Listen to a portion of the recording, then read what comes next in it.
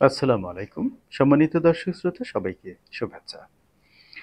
আপনারা জেনে বিস্মিত হবেন যে আলোচিত সাবেক প্রেসিডেন্ট তথা ভয়ঙ্কর লম্পট মিস্টার হামিদ তিনি কিন্তু দেশ ছেড়ে পালিয়ে যাননি, বরং তাকে রাজকীয় মর্যাদায় ভিআইপি টার্মিনাল, লাল পাসপোর্ট তথা কূটনৈতিক পাসপোর্ট ব্যবহার করে দেশ ছেড়ে থাইল্যান্ডে যেতে রাষ্ট্রের সর্বোচ্চ পর্যায় থেকে সর্বাত্মক সহযোগিতা দেওয়া হয়েছে।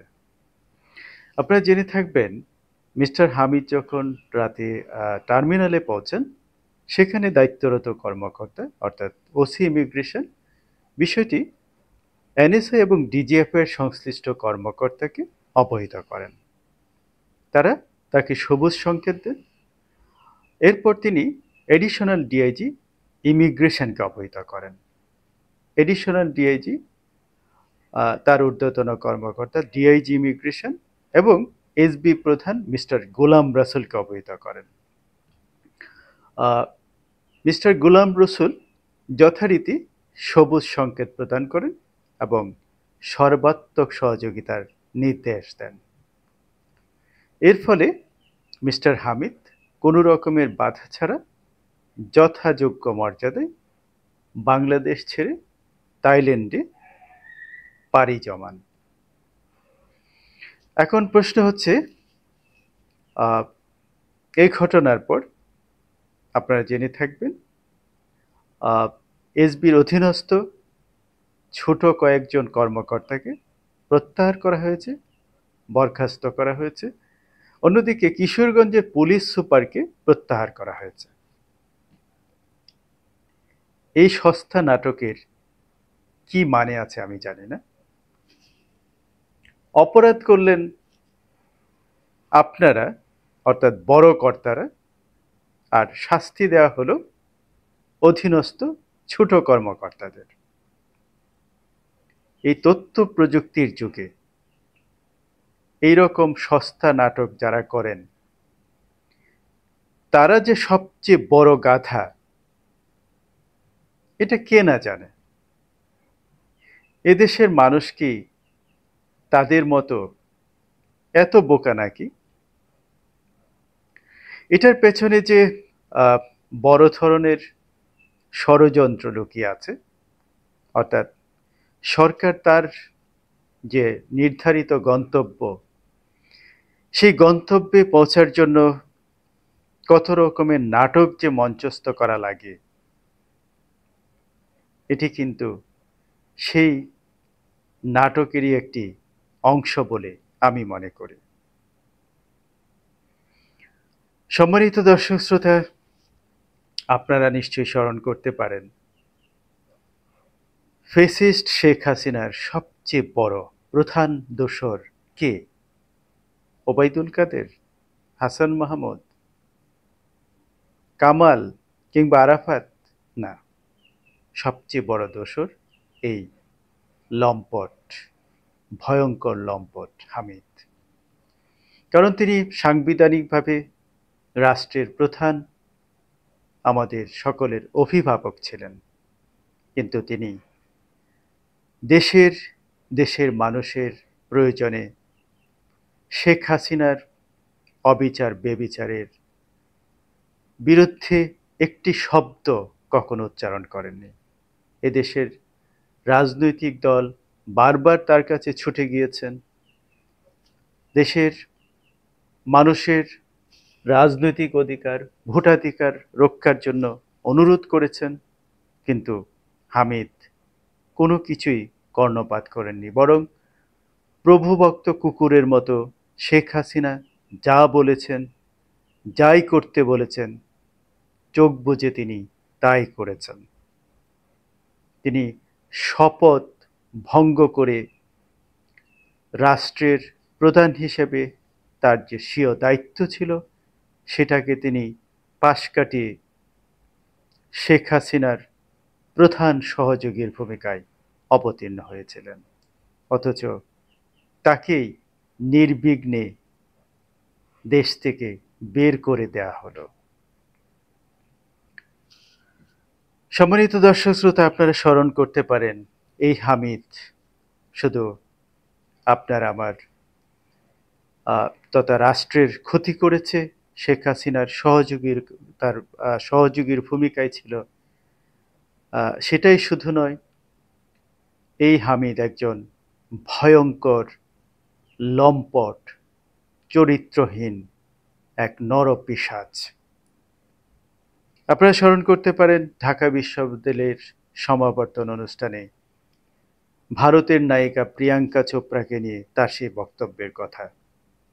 প্রিয়াঙ্কা চোপড়া রোহিঙ্গা ইস্যুতে বাংলাদেশে এসেছিলেন এবং তিনি বঙ্গভবনে আসবেন বলেন আসার কথা ছিল। সেই প্রসঙ্গটি নিয়ে তিনি বলেছিলেন তার স্ত্রী শেখ হাসিনাকে ফোন করে বলেছেন যাতে করে তাকে বঙ্গভবনে না পাঠানো হয়। কারণ কি? কারণ এই যে বললাম, সুন্দরী নারী দেখলেই তার মাথা বিগড়ে যায়। তিনি সুন্দরী নারীদের আঁচলের তলে যেতে খুবই পারদর্শী। আপনারা নিশ্চয়ই স্মরণ করতে পারেন যখন তার সবচেয়ে বড় সহযোগী একজন ডিবি হারুন